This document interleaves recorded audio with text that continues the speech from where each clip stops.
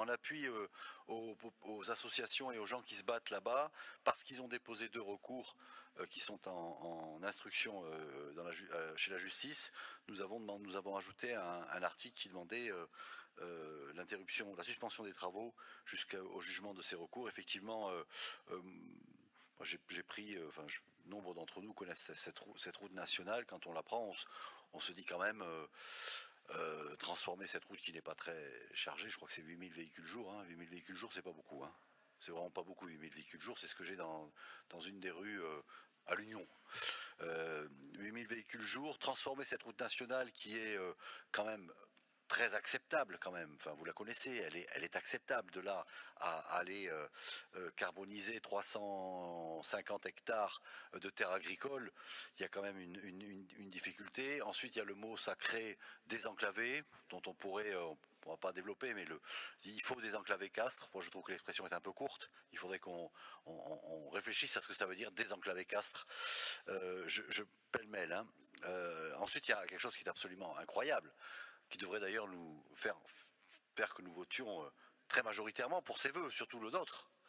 C'est, vous savez qu'il y a des portions en 4 voies, il y a des portions de 4 voies qui existent sur la route nationale. Alors, j'arrive même pas à le croire ce que je dis, mais je crois que c'est la réalité. Il y a des portions qui existent aujourd'hui gratuites en 2 fois 2 voies.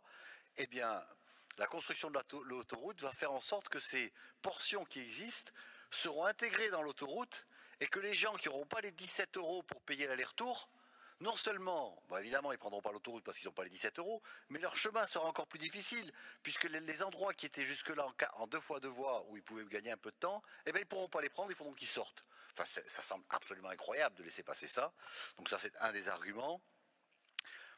Ensuite, effectivement, l'argument de Martine, on pousse des cris d'orfraie chaque fois qu'il y a la publication des résultats des sociétés d'autoroutes françaises avec, bon, je vais pas vous faire le truc parce que je connais par cœur, on sera en gros à 70 milliards de dividendes versés pour un achat initial de 17 milliards.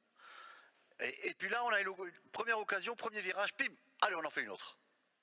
Il ne faudra pas que les mêmes, après, disent « Ah, les autoroutes privatisées, c'est un scandale. » Bon, là, on n'a pas le temps. Il y a quand même une légère schizophrénie de parler de réchauffement climatique, de tout ce qu'on entreprend pour sauver la planète, parce que vous comprenez, le réchauffement climatique, les plus de degrés, il faut absolument les respecter. Et là, on crée une infrastructure majeure dont on ne peut pas dire que le bilan soit globalement positif pour la planète, en gros, hein.